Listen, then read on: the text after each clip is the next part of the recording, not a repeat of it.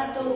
Kami dari kelompok 3 ingin mempresentasikan sebuah materi mengenai blok diagram dan sistem mikrokomputer atau disebut dengan arsitektur komputer.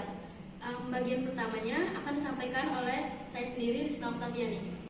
Bagian pertama dari materi kami adalah mikrokomputer. Apa itu mikrokomputer?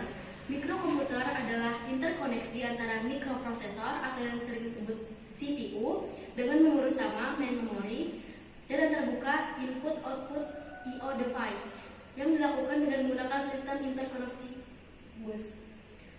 Mikrokomputer adalah interkoneksi antara mikroprosesor CPU dengan memori utama, main memory, yang dilakukan dengan menggunakan sistem interkoneksi bus yang dikatakan pula sebagai sebuah mikroprosesor CPU dan ditambahkan unit memori serta sistem I/O. Ciri utama sistem mikrokomputer adalah hubungan yang berbentuk bus. Mikroprosesor adalah sebuah IC integrated circuit yang digunakan sebagai otak atau pengolah utama dalam sebuah sistem komputer. Mikroprosesor merupakan hasil dari pertumbuhan semikonduktor. Prosesor adalah chip yang sering disebut dengan mikroprosesor yang sekarang ukurannya sudah mencapai gigahertz. Ukuran tersebut adalah hitungan kecepatan prosesor dalam mengolah data atau informasi. Merek prosesor yang banyak digunakan oleh masyarakat yakni ada AMD, Apple, CYRIX, VIA, IBM, IDT, dan Intel. Lalu dalam mikroprosesor terdapat input device. Input device adalah perangkat keras komputer yang berfungsi sebagai alat untuk memasukkan data atau perintah ke dalam komputer. Output device adalah perangkat kelas komputer yang berfungsi untuk menampilkan keluaran sebagai hasil pengolahan data. Benda-benda yang biasa digunakan sebagai keluaran data yaitu terdapat keyboard, numeric keypad, pointing device, remote control, joystick, touch screen, scanner, graphic tablet, mikrofon, digital kamera, webcams, dan light pens. Di sini saya akan melanjutkan materi yang telah disampaikan oleh Risma, yaitu B. Input dan output port. Bagian ini digunakan untuk menerima ataupun mengirim data ke luar sistem. Peralatan input dan output di atas terhubung melalui port. C. Memori. Bagian ini digunakan untuk menyimpan data yang diproses. Memori jenis ini dapat diakses secara langsung oleh prosesor. Memori internal memiliki fungsi seperti pengertian. Dalam hal ini, yang disimpan di dalam memori utama dapat berupa data atau dapat berupa data dan program. Secara lebih rinci, fungsi dari memori utama adalah yang pertama, menyimpan data yang berasal dari perantik masuknya sampai ke data dikirim ke ALU untuk diproses. Penyimpanan data hasil pemrosesan ALU sebelum dikirim ke peranti keluar. Yang kedua, menampung program atau instruksi yang berasal dari peranti masuk atau dari peranti pengingat sekunder.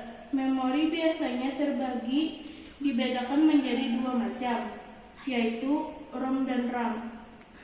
Selain itu, terdapat pula memori yang disebut cache memory.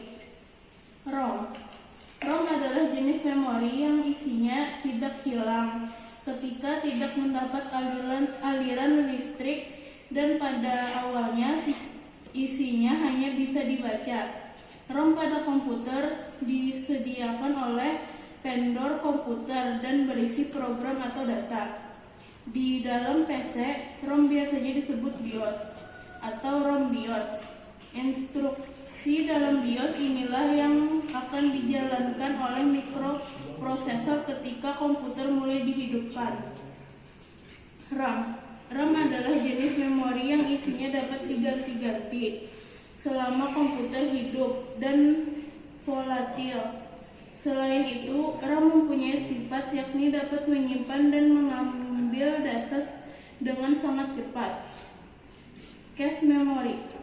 Cache memory adalah memori berukuran kecil yang berkecepatan tinggi yang berfungsi untuk menyimpan sementara instruksi dan atau data informasi yang diperlukan oleh prosesor.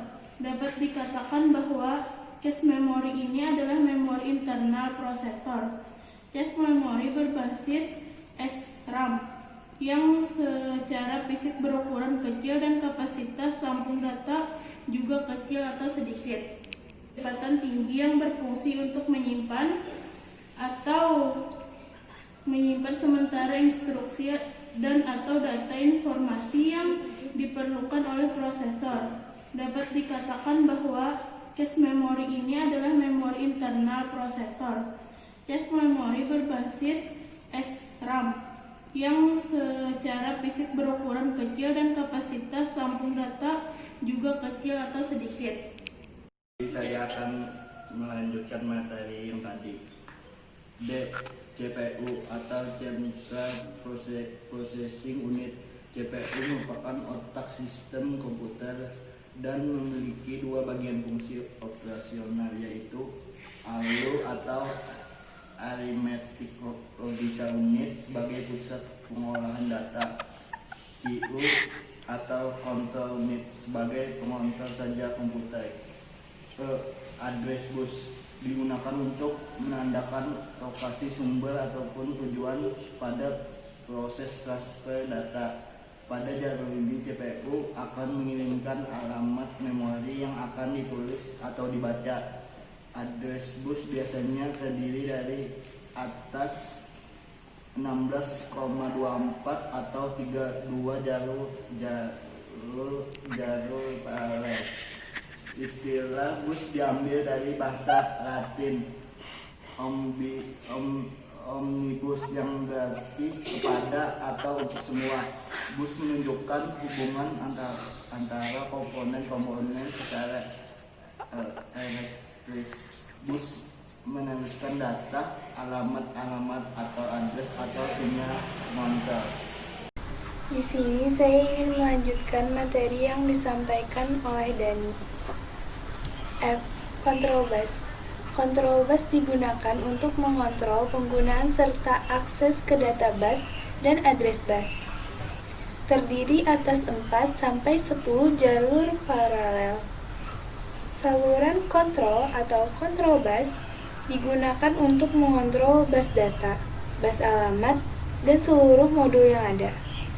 Karena bus data dan bus alamat digunakan oleh semua komponen, maka diperlukan suatu mekanisme kerja yang dikontrol melalui bus kontrol ini. Sinyal-sinyal kontrol terdiri atas sinyal pewaktuan dan sinyal-sinyal perintah.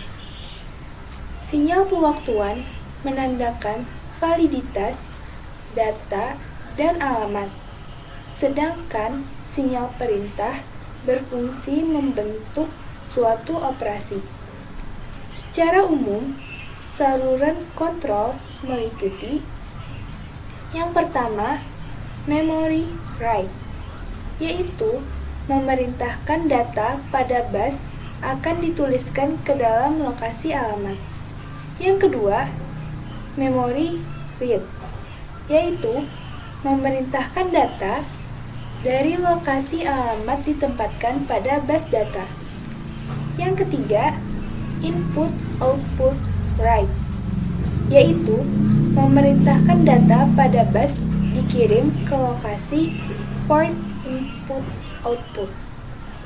Yang keempat, input-output read, yaitu memerintahkan data dari port input-output ditempatkan pada bus data. Yang kelima, transfer ACK, yaitu menunjukkan data telah diterima dari bus atau data telah ditempatkan pada bus. Yang keenam, bus request, yaitu menunjukkan bahwa modul memerlukan control bus. Yang ketujuh, bus grant, yaitu menunjukkan modul yang melakukan request telah diberi hak mengontrol bus.